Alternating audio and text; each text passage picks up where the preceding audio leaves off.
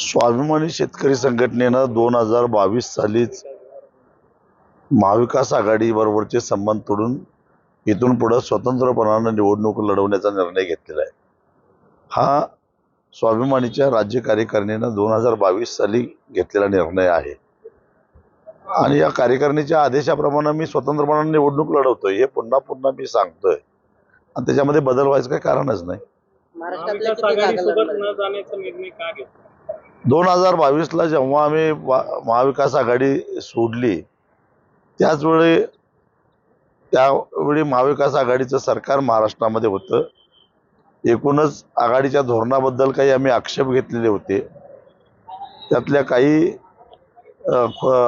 जे आक्षेप होते त्याचा काही खुलासा झाला नाही। त्यातले दोन महत्त्वाचे आक्षेप म्हणजे महाविकास आघाडी सरकारच्या काळामध्येच 2013चा जो भूमी अधिग्रहणाचा कायदा होता त्याच्यामध्ये राज्याचे तत्कालीन महसूल मंत्री बाळासाहेब थोरात यांनी विधिमंडळामध्ये दुरुस्ती करून रस्त्याला किंवा इतर विकास कामासाठी शेतकऱ्यांच्या जमिनी शासनाने घेतल्या तर त्यांना न्यायालयात जाण्याचा अधिकार काढून घेतला। 75% संमती घेतली तरच अधिग्रहित करता येईल ही दुरुस्ती जे पूर्वी तरतूद होती ती दुरुस्त करून टाकली आणि तोही अधिकार काढून घेतला। शिवाय बाजारभावाच्या चौपट आणि वाटाघाटीतून एकपट असं 5 पट जमिनीची किंमत मिळण्याची जी काही तरतूद होती ती काढून टाकली आणि पूर्वी मिळणाऱ्या रकमेच्या केवळ 40% रक्कम मिळेल अशा प्रकारची दुरुस्ती केली। हा शेतकऱ्यांच्यावर फार मोठा घाला होता।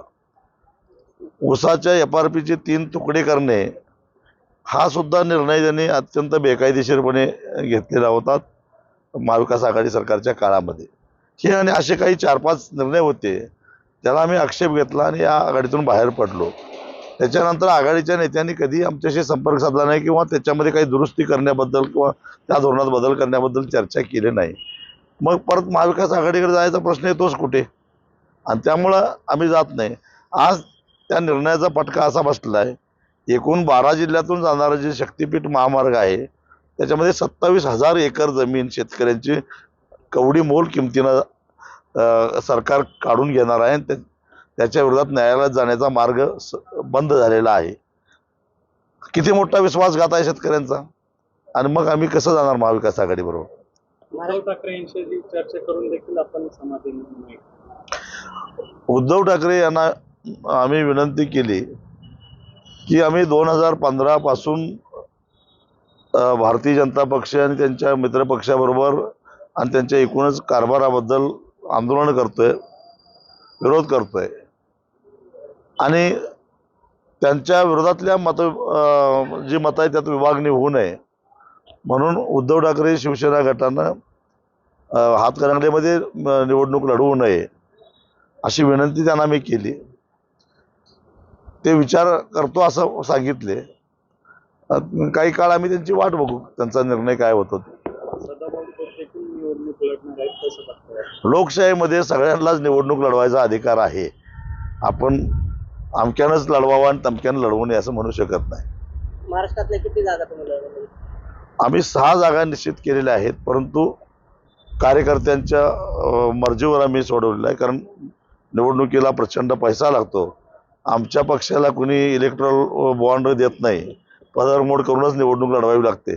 त्यामुळं आम्ही कार्यकर्त्यांना आर्थिक बोजा टाकून निवडणुका लढवा असं सक्ती करत नाही। कार्यकर्त्यांची इच्छा असेल तर आम्ही 6 जागा निश्चित केलेल्या आहेत, त्या ठिकाणी ते निवडणूक लढवतील। त्या जागा मी पुन्हा पुन्हा सांगितल्यात, नेहमी मी लढवत असणार आहे। हातकणंगले, कोल्हापूर, त्याचबरोबर सांगली, माढा, परभणी आणि बुलढाणा।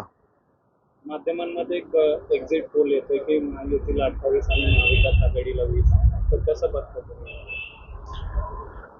जनतेच्या मनात काय आहे हे 4 जूनलाच कळेल आणि तो निकाल फार मोठा धक्कादायक असेल।